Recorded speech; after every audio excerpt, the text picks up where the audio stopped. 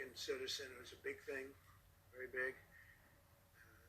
Omar Fakouri is on his way back to the United States after being imprisoned in Lebanon since September of 2019. He's battling late-stage cancer. Mr. Fakouri will now be able to receive the much-needed care and treatment in the United States. We've been working very hard to get him freed, and he's finally able to have his entire family at his side.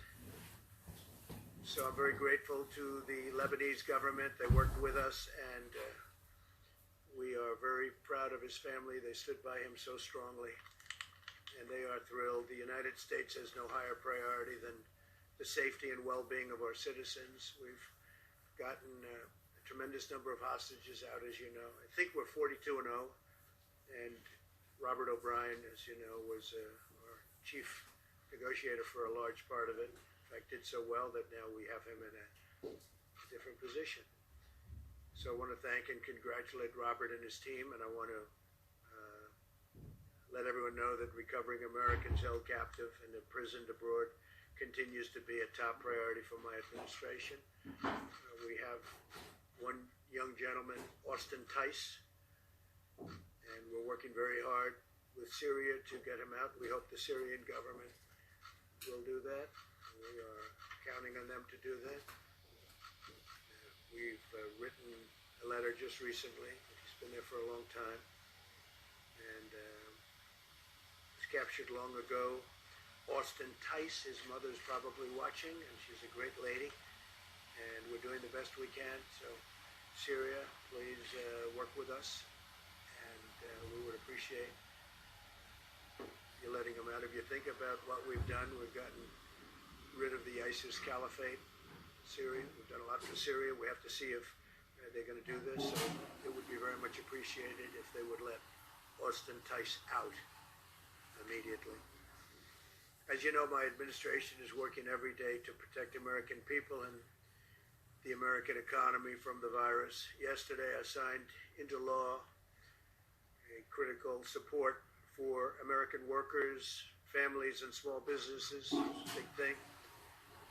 We're providing sick leave and family medical leave to those affected by the virus, and more help is on the way as we speak. Our entire team, headed by Secretary Mnuchin, is on the Hill. We're working with Democrats and Republicans, and there's a lot of goodwill going on. This was something that happened that was, some people would say, an act of God. I don't view it as an act of God. I would view it as something that just surprised the whole world. And if people would have known about it, it could have been stopped in place. It could have been stopped right where it came from, China. If we would have known about it, if they would have known about it. But now the whole world almost is inflicted with this horrible virus, and it's too bad. It's too bad because we never had an economy as good as the economy we had just a few weeks ago. But we'll be back, and I actually think we'll be back stronger than ever before because we learned a lot during this period of time. I also just invoked the Defense Production Act to help facilitate distribution of essential supplies if necessary. We're working with Congress to provide major additional relief to the workers, small businesses, and the hardest hit industries. We want to make sure that everybody is able to continue on so that when we recover, all of these companies and these great businesses, both very, very small and very, very large, are not going to be broken up, and you'd have to put them back together. That would take a long time because we really believe in, I believe in the V curve. I believe it's going to go, when this is defeated, this hidden scourge is defeated, I think we're going to go up very rapidly, our economy, and get back to where it was and beyond. Today I want to share with you exciting progress that the FDA is making with the private sector as we slash red tape like nobody has ever done it before. Somebody was on yesterday on one of the networks and said that there's never been a president even close that's been able to do what I've done in slashing all of the red tape and everything to get very important things to the market, medical. So we slashed red tape to develop vaccines and therapies as fast as it can possibly be done, long before anybody else was even thinking about doing this. And as you know, earlier this week we began the first clinical trial of a vaccine candidate for the virus, and that was launched in record time. It was just a few weeks, and that would have taken years to do, not so long ago. As we race to develop a vaccine, we're also pursuing antiviral therapies, and that's what really we're going to be talking to you about today. That's the purpose of being up here today. And to me, that's even more important. The vaccine, by its nature, you have to have long tests because you have to make sure what goes into somebody's body is not going to do destruction, do bad things. So you need long tests. And they're doing great with the vaccines, but it's still a long process. But the therapies are something we can move on much faster, potentially. And the treatments that will be able to reduce the severity or duration of the symptoms, make people better. Essentially, we're looking at things to make people better, or at the very earliest stages, they wouldn't even know they had it. And that's where I believe it's going to work even the best. The FDA Commissioner, Stephen Hahn, who's with us, he's fantastic. And he has been working 24 hours a day. He's been worked like probably as hard or harder than anybody in the group, other than maybe Mike Pence or me. And what the FDA is doing is incredible. They've done things in times that were not even thinkable. And I've directed the FDA to eliminate outdated rules and bureaucracy so this work can proceed rapidly, quickly, and I mean fast. And we have to remove every barrier. There were a lot of barriers that were unnecessary. And they've done that to get the rapid deployment of safe, effective treatments. And we think we have some good answers. We'll find out very, very soon. Clinical trials are already underway for many new therapies, and we're working on scaling these to allow many more Americans to access different drugs that have shown really good promise. We've had some really good promise. We will do so in a way that lets us continue to collect good data to know which medicines are safe and which medicines are working the best.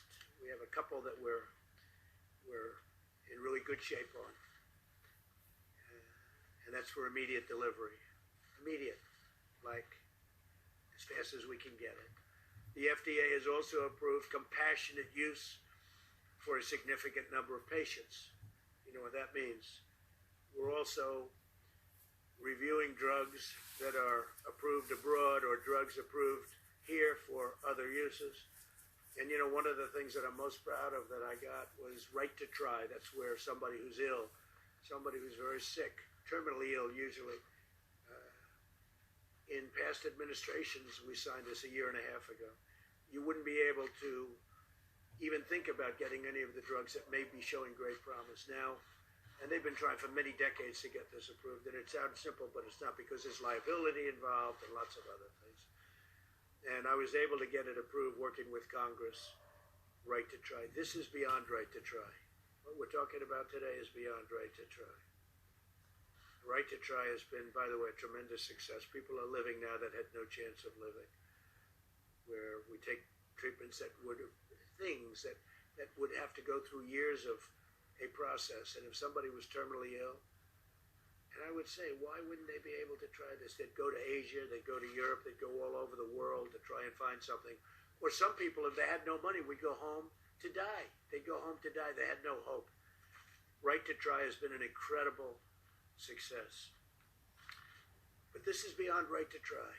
If treatments known to be safe in Europe, Japan, or other nations are effective against the virus, we'll use that information to protect the health and safety of American people. Nothing will stand in our way as we pursue any avenue to find what best works against this horrible virus. Now, a drug called chloroquine, and some people would add to it hydroxychloroquine. So chloroquine or hydroxychloroquine. Now this is a common malaria drug. It's also a drug used for strong arthritis. Somebody has pretty serious arthritis. Also uses this in a somewhat different form. But it is known as a malaria drug, and it's been around for a long time, and it's very powerful. But the nice part is it's been around for a long time. So we know that if things don't go as planned, it's not going to kill anybody. When you go with a brand new drug, you don't know that that's going to happen. You have to see, and you have to go long test. But this has been used in different forms, very powerful drug in different forms. And it's shown very encouraging, very, very encouraging early results. And we're going to be able to make that drug available almost immediately. And that's where the FDA has been so great. They've gone through the approval process. It's been approved. And they did it. They took it down from many, many months to, we're going to be able to make that drug available by prescription or states. I spoke with Governor Cuomo about it at great length last night. And he wants to be he wants to be first on line. And so I think there's tremendous promise based on the results and other tests. There's tremendous promise. And normally the FDA would take a long time to approve something like that, and it was approved very, very quickly, and it's now approved by prescription. Individual states will handle it. They can handle it. The doctors will handle it. And I think it's going to be great. Then we're quickly studying this drug, and while we're continuing to study it, but the studying is going to be also done as it's given out to large groups of people, perhaps in New York and other places. We'll study it there.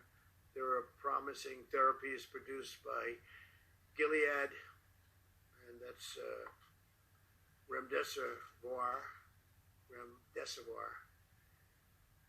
and that's a drug used for other purposes that's been out, and it's had very good results for other purposes, but it seems to have a very good result having to do with this virus. And that drug also has been approved, or very close to approved in that case, by the FDA.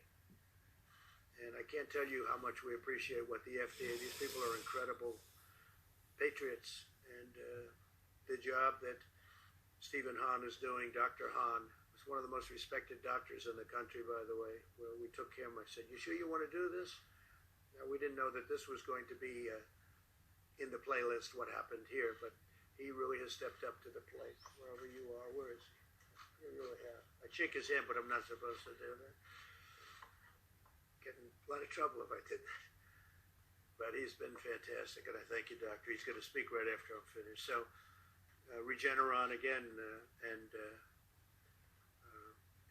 is a company that's done fantastically well, as I understand, with Ebola and some other things. Great company, and they're looking at some very promising events also. So you have remdesivir, and you have chloroquine and hydroxychloroquine. So those are two that are out now, essentially approved for prescribed use. And I think it's going to be very exciting. I think it could be the game changer, and maybe not. But I think it could be, based on what I see, it could be a game changer. Very powerful. They're very powerful. So I want every American to know that we're doing everything we can. And these actions are important next steps. I mean, for the FDA to act the way they acted with this kind of speed is an incredible thing. Normally they'd say, well, we can have it by next year, or we can have it by in 2 years from now, you understand, this is the way. Normally it's like years and years and years. They had it immediately, based on the fact that it's been used for other things, totally unrelated things. We believe these therapeutics and others under evaluation right now will be able to provide relief to many Americans. We really hope that's going to be. This could be a tremendous breakthrough, tremendous breakthrough. And we will work toward a much needed vaccine in the future, as I said, and what we're doing with the FDA is so exciting in so many other fields. So many things are happening. It's a very exciting time for medicine. And we appreciate that the American public has pulled together. They're really staying home. And I think there's tremendous spirit in this country right now. It's spirit like a lot of people have not seen. People have not seen anything like it for a long time. And that means Democrat, Republican, they're pulling together. I hope everything's going good on the Hill. Maybe I shouldn't say this until I check out what's going on, because you never know. But I think there's a great spirit where the Democrats, the Republicans, and everybody else are getting together and they're trying to get things done. But most importantly, the American public has been incredible. We took the best economy we've ever had, and we said, stop, you can't work. You have to stay home. You know, there's never been a case like this. Normally you pay a lot of money to get things going. Here's a case where we're paying a lot of money to stop things because we don't want people to, so that this virus doesn't continue onward. So there's never been anything like this in history. There's never been nobody's ever seen anything like this. But we're doing the right thing. We have to get rid of, our big war is it's not a financial war, it's a war, it's a medical war. We have to win this war. It's very important. With that, I'd like to just introduce Dr. Stephen Hahn. And again, I'd like to send back with Stephen our thanks to all of the people working in the FDA who are fantastic, talented people. We appreciate it very much, everything you've done, especially the speed that you got these two elements, these two very important drugs passed. Thank you very much.